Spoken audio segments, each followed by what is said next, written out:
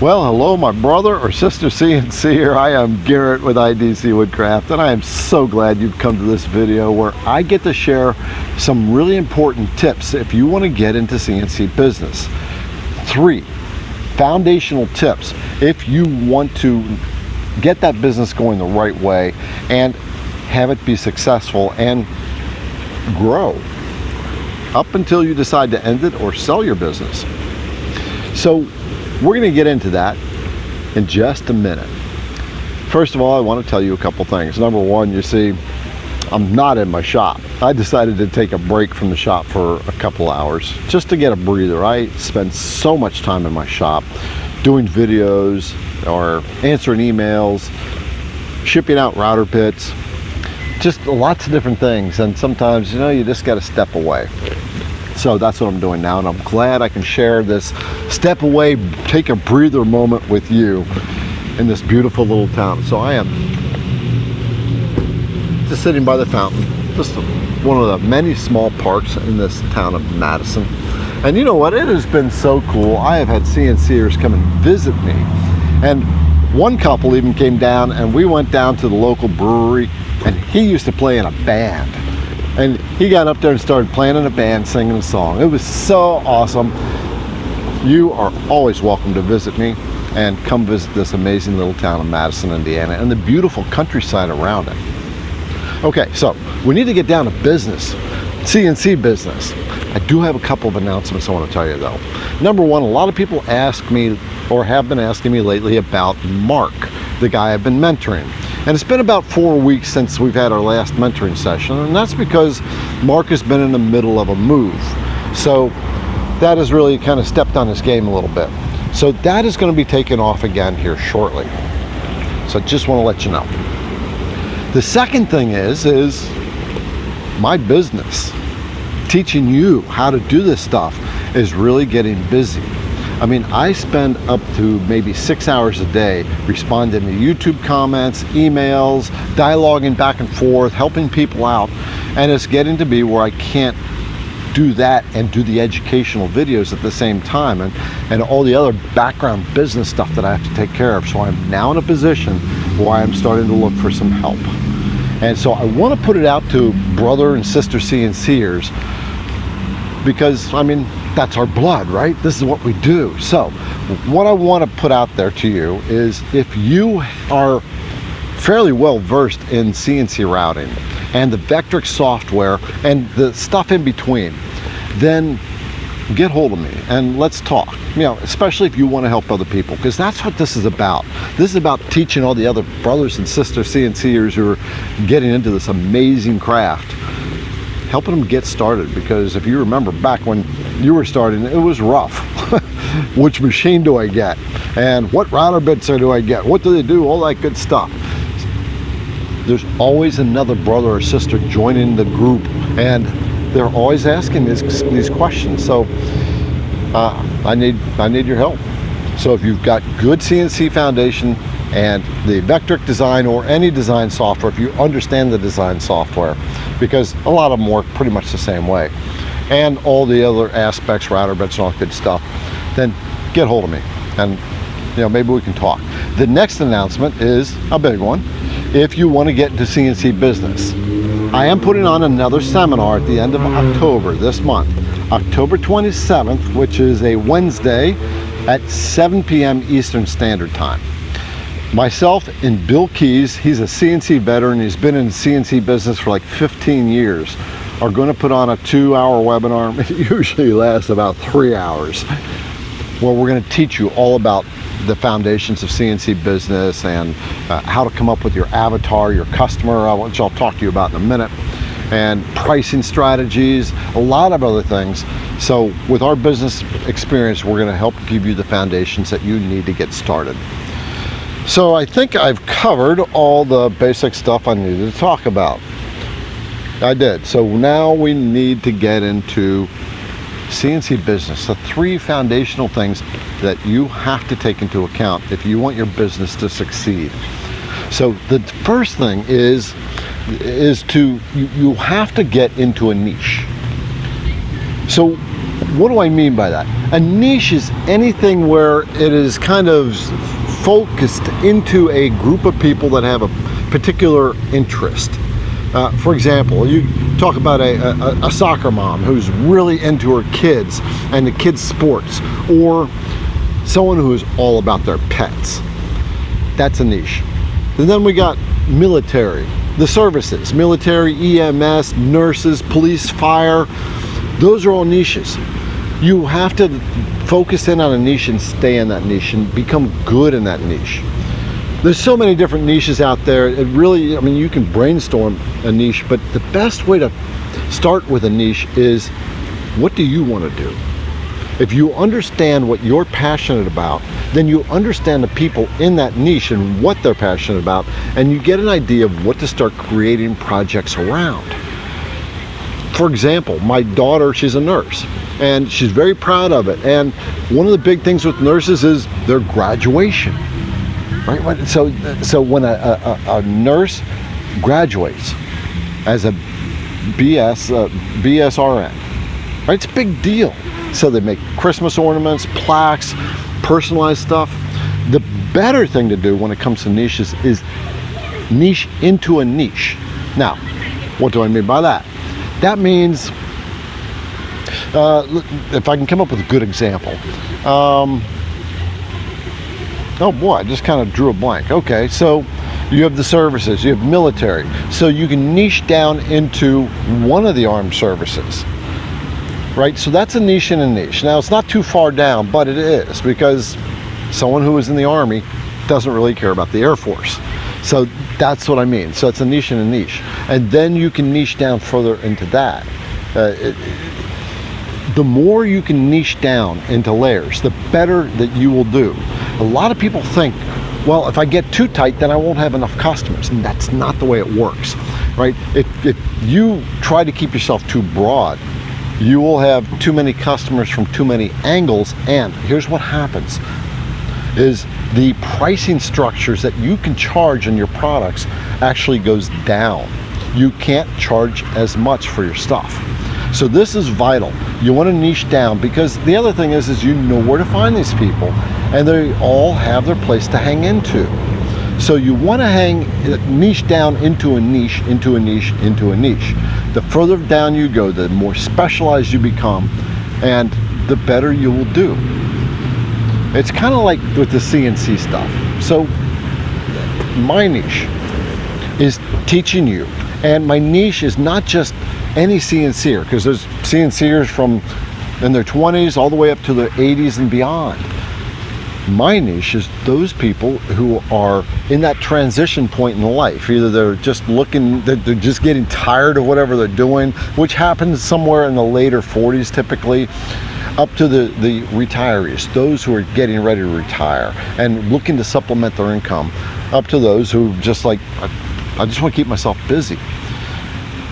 So that's my niche, right? So I've niched we have the CNC world, lasers and plasma cutters.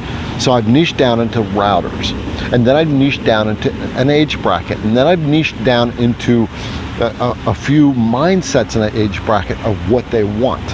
So that's 4 levels of niching, and that really helps me stay focused on my business and what people need. So that's really important. Church bell's going off. I don't know what time it is. Good, we're on a half hour, so I'm not gonna get ding, ding, ding, ding, ding, ding, ding, ding, ding. Okay, so a niche is vitally important. How do you discover your niche? I said before, start with the things that you know and are passionate about, or you know somebody who's very passionate in a niche. There's so many of them. Bodybuilding, dancing, Jeep people like me, right? Truck people, motorcyclists, culinary. Really, it just goes on and on and on. So niche, niche, niche, niche, and stay in that niche, and be willing to stick that niche out for quite a little while, because you have to develop your presence within that niche. Okay, so that's number 1. Find a niche and niche down in that niche, and then niche down again and specialize. You're not going to lose customers. You're going to get customers who are willing to pay more. The higher you go in niches, the more people are going to be bargain hunters. The Walmart shoppers I talk about, they're the ones that say, can you give me a discount? Right? You don't want to be in discount mentality. That's why you want to get into niches. And you want to get into niches that have a lot of emotional value to people, where they're very bonded to it. But Jeep lovers they'll sell their kids and divorce their wife and have 15 mortgages just so they can buy something else for their Jeep, right? It's a click. We know Jeepers. So that's what you want to find, and then niche down into that. Okay, so we got that one out of the way. The next one is so tied to this, is know your customer. So this is just not just knowing the customer within the niche, right? So there's a lot of Jeep owners. You want to know your customer at an emotional level. You want to know your customer better than they do. And the way you do that is by defining what's called an avatar. So an avatar is your ideal customer. It's someone that you can specifically point out with very specific characteristics. Jane, who is 48 years old, has 3 kids, 2 of them are in college. The last one is in their senior year, and she's married, but she was divorced once, and she works as such and such, and these are her hobbies, and she has these passions on the side to do these things. And the big important one is, what is she afraid of in life? This is really important. So I want to try to paint this picture of what this means, because when you understand this, then you'll know how to get that customer's attention emotionally, because no one ever buys out of logic. They always buy out of emotion. Okay, so you take a customer, why is it so important to know what they're afraid of? Let's take CNCers who are getting to that point of they're ending their career and they're getting ready to go into retirement, and they don't want to go off into this space of now what, right? They have a creativity inside of them, and they want to express it, but it goes deeper than that. This is why you want to know what they're afraid of. They want to do something, but why do they want to do something? They want to do something, for the most part, this is kind of my story, it's because we don't want to go into oblivion. We don't want to be this person in society who just kind of fades away into the background and doesn't exist anymore, Mr. Cellophane kind of thing. Most people are afraid of becoming innocuous, not seen. And so we want to express ourselves, and there's 2 reasons for this. Number 1, we feel good when we're creating stuff. And number 2 is we feel good when we are giving to others. And now we're getting to this point where we can devote a lot more attention to that. But the underlying reason is because we still want to feel important in life. So everybody has a fear. I have them, you have them, and your customer has them. So when you understand these fears, like you literally are sitting down writing out your customer, all the stuff they love and what their life is, what they've done, where they're going to, what they're afraid of, you can start to gear your discussions around them. You will know them by sight when you see them, because they will dress a certain way, they will walk a certain way, they will shop at certain places, and they will talk a certain way. And you'll become really familiar with that. So not only that, but then you'll know how to ask questions to guide them into the emotional levels that makes them more engaged with your products and the emotional feelings that it'll satisfy. When it comes to any type of purchase, we buy things to satisfy an emotional need. And so that's why you need to get to know your customer.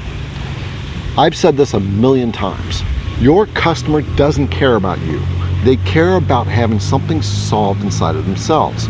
And sometimes it's they want to make a gift to somebody else because they want to tell somebody else that that person is important to them. In reality, the second level is they are telling that person, you're important to me, and I want you to see me as important to you. I hope you get this. You really need to sit down and say, my avatar is Jane and John, and they each have very specifics. You're right in one person. Your customers will come in from all angles, but you have this central place that you're starting at. So one of the things that's important with both of these, the niche and the customer, is often when we get started, we don't always end up in that direction. So, but you have to start somewhere. And that's why Bill and I are putting on this webinar that is on October 27th. And I didn't say, down below in the description is the link to sign up to that, to register for it, so you can start learning about this stuff. All right, so we've talked about niche and we've talked about knowing your customer. The last one is vital, vital, vital. And if you can see this with inside of yourself, you'll get this. Everyone and their brother, me, you, and everyone else, wears this sign. Make me feel special. So I want you to understand the importance of this. Think about when somebody that you're in dialogue with, and they say to you something that's kind of derogatory after you've done something nice for them, right? It takes you down, doesn't make you feel good. But when you do something good for them and they come back and they praise you, right? So now they're making you feel special. This works vitally with your customer. Your customer wants to feel special. Remember I said before, your customer doesn't care about you. They want to feel an emotional need satisfied. And if you can emotionally engage with them and start to understand what's important with them, that's why you do the avatar work. You can talk to them about what's important to them and ask them about them and their life and take an interest in them. When you do that, they are gravitated towards you because you're showing interest in them. You want to know more about them. Everybody wants to talk about themselves so they can feel special. But if you can tap into your customer, and the more you can tap into your customer in that way, by talking to them, agreeing with them, the more you get involved with them and get personal with them, the more you make them feel special. I focus on this all the time. It's just like doing a video like this for you. I know that you are on the other side of the screen. And there's nothing that irks me more than when I am watching a YouTube video and the person on the other side is going, so guys, I'm really glad you've come to this video. And I'm going, what the fuck? I don't see any guys around here. Sorry about the language, but it's kind of how I feel, right? It's me you're talking to, and it's you I'm talking to. And that's one of the key factors of making someone feel special. The other thing about that is don't always steer a conversation to I. It's never about you, it's always about them. And the more you can make it about them, the more you're making them feel special. And the more you make them feel important and special, the more they want to buy from you because they like you because you are elevating them inside of themselves. You're boosting the ego. You can always get this when you think about if you've had an argument with your spouse and you've done something where you really had good intentions and your spouse took it wrong and they're coming back at you and you don't know what to say because you're kind of like, I know that I was trying to do something good, and it just kind of throws you off because your mindset was not in that mindset. We all make that kind of mistake. But it really throws us off and we don't feel special. It deflates us because we were trying to do something to honor them. Happens all the time, right? But I'm hoping you get it. When you make your customer feel special, you have gotten big brownie points. Always give your customer a gift, a freebie that they don't expect, and never expect something in return. They will come back to you because you have left a mark. And the other mark you want to leave is do what other people don't. For example, when I send out router bits, because I have the starter set of router bits, when I send them out, I always write a thank you card. Most of the time, unless I get so overwhelmed one day, but I still write something. Right? I write a thank you card to you. I take the time out to do it. And it's not easy when I have a whole bunch of orders. But I take the time to do it because you're important. And I want you to know you're important. And I get the comments back. Nobody does that kind of stuff. So I hope you kind of get this. So, we've covered 3 topics. We've covered find a niche, know your avatar, define your avatar as an individual, their likes, dislikes, what their family life is like, the things they're afraid of, and then start learning how to make people feel special. Vital. If you make this a habit, this right here, you will go miles ahead of other businesses. Because if you think about what other businesses, CNC businesses do, if they're just giving something without honoring that customer, then they're just selling something and there's no emotional connection. You want the emotional connection so that customer comes back for more because they want more of that medicine that you're giving them, making them feel special medicine.